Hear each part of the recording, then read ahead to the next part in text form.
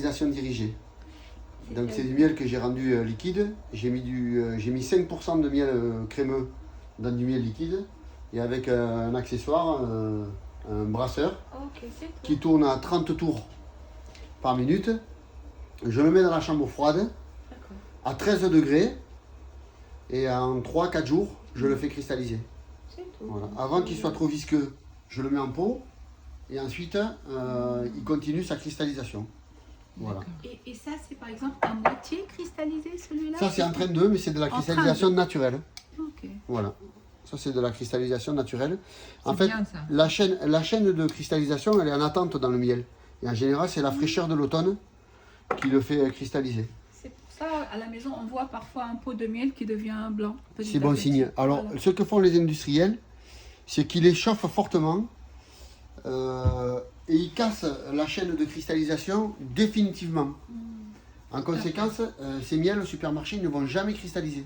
Vous avez observé Tout à fait, ils sont toujours liquides. Voilà, c'est toujours liquide. C'est pas très bon signe. Ouais, tout à fait. Voilà. En général, les miels de cru, les miels que nous on produit, ça cristallise. Voilà. Alors on les refond pour les mettre en pot petit à petit. Hein, on le fond pas chaud et pas longtemps, avec un accessoire, et de façon à pouvoir mettre du miel en pot. Voilà, au fur et à mesure. Et après, il y a des miels qui cristallisent jamais.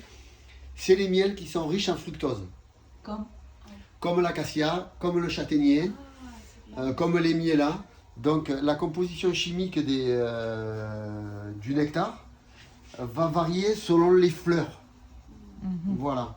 Donc l'acacia par exemple est très riche en fructose et le fructose ça cristallise pas. Pendant des années ça va rester liquide.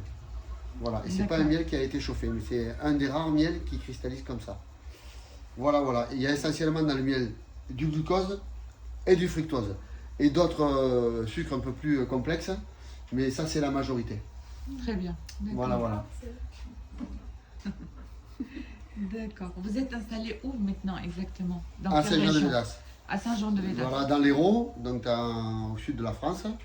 Et notre activité, elle est forcément transhumante ici. C'est-à-dire que à partir du 10 juin, chez nous, il n'y a plus moyen de produire du miel en raison de la chaleur, puisqu'il n'y a quasiment plus de fleurs.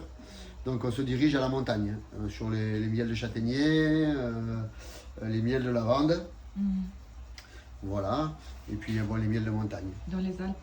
Voilà, par exemple, ou dans le Vaucluse, dans la Drôme, voilà. Et après, au printemps, on peut produire quelques miels très tôt, comme la bruyère blanche, comme le romarin, et ça se termine par les toutes fleurs et les miels de garrigue. Ouais. Vers le 15 juin, la saison est terminée. Donc si on ne bouge pas les ruches, eh bien, la saison est terminée. Donc on ne peut pas se contenter de ça. On charge les ruches sur des véhicules et on suit vous êtes parmi les rares qui gardent encore du miel pur, quoi. C'est du miel qu'on sort de la ruche, qu'on extrait, qu'on met en pot. Et tout simplement, il n'y a pas grand chose à faire. C'est une activité agricole comme une autre. Et il y a toujours des coquins. Et puis il y a des gens qui font ça avec conviction, comme nous. Et voilà, on a appris, on est 2 exploitants, on a tous les deux un brevet professionnel, un BPREA, qu'on a passé, pas au même moment, mais voilà, c'est une formation générale. Et puis après, on apprend sur le terrain, c'est des activités qui demandent beaucoup d'années d'expérience. Et c'est une activité où on doit toujours se renouveler, puisque la production de miel est très influencée par les conditions climatiques. Donc, vous savez qu'avec les dérèglements notamment, il faut toujours se remettre en question. Et qu'est-ce que vous en pensez du miel des supermarchés, là, la moitié qui sont ramenés de la Chine? Il y a un peu il y a un peu tous les miels. Le problème, c'est qu'on ne sait jamais trop s'ils travaillent correctement ou pas. Donc moi, j'ai tendance à ne pas en acheter là-bas. Est-ce qu'il y a moyen de détecter, par exemple, la présence de glucose Oui, les industriels, oui. Comment nous, par exemple? Non, c'est impossible. Ouais. C'est absolument impossible. C'est absolument impossible. On dit que, par exemple, si on laisse le miel couler, si la ligne ne s'interrompt pas, c'est que c'est... Tout ça, c'est des légendes. Non. Ouais. C'est absolument impossible. Après, c'est les connaisseurs, le goût. En France, ce sont les conditionneurs donc les gens qui mettent en pot et qui en général approvisionnent les grandes surfaces, qui analysent les miels.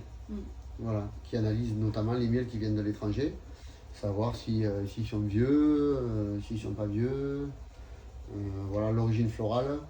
Et ça leur permet de ne pas se faire avoir. Ça permet aussi de déclasser les miels. Voilà. Est-ce que le miel vieillit Oui. Et il y a une limite de... Oui, ça s'appelle les HMF. Oui. En fait, les sucres ils se déshydratent et il faut que la conservation soit, en général c'est 13 degrés, on appelle ça une chambre chaude. Et c'est là où il évolue le plus lentement. À 20 degrés déjà, le miel il vieillit assez rapidement. Et ça, les industriels, après les sociétés de mise en pot, ils savent le détecter.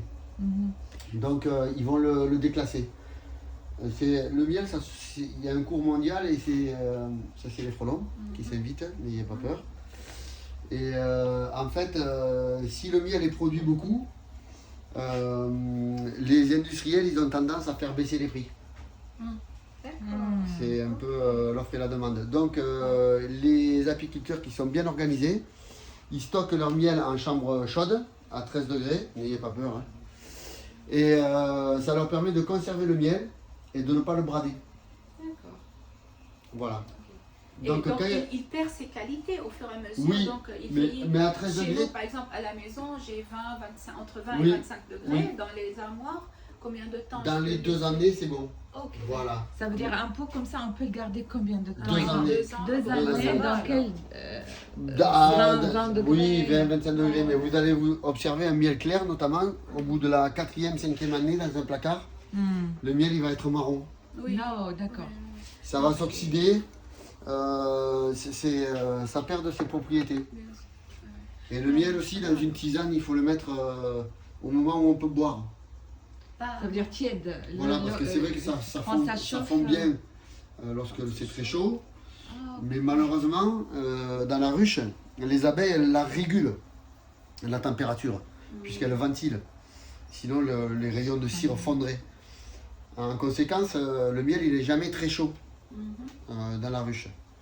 S'il chauffe trop, voilà. Il perd de ses propriétés. On perd de ses propriétés. D'où l'importance de ne pas chauffer les miels lors de l'extraction pour les filtrer.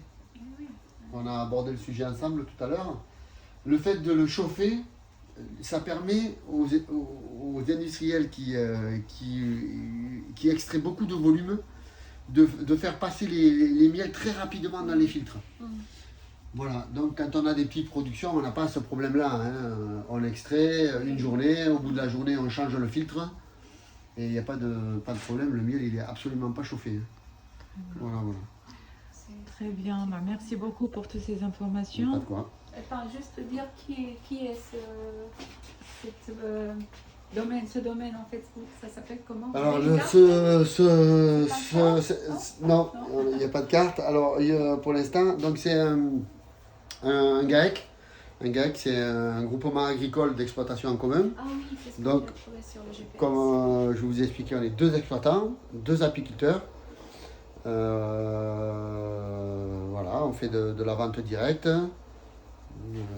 sur des marchés locaux. Sur des marchés locaux. Voilà, à Montpellier, à Sète, à la Grande Motte, donc pas très loin de chez nous. Et voilà, on est dans l'année de conversion. Donc ça fait plusieurs années qu'on utilise des produits bio. Donc cette année, on a fait le pas et on va vers la certification. Voilà, de façon à ce que ce soit visible sur les étiquettes. Bon courage. Très bien, bon courage. Merci. Beaucoup. Bon, tu verras maintenant ce que... Allez, on achète maintenant.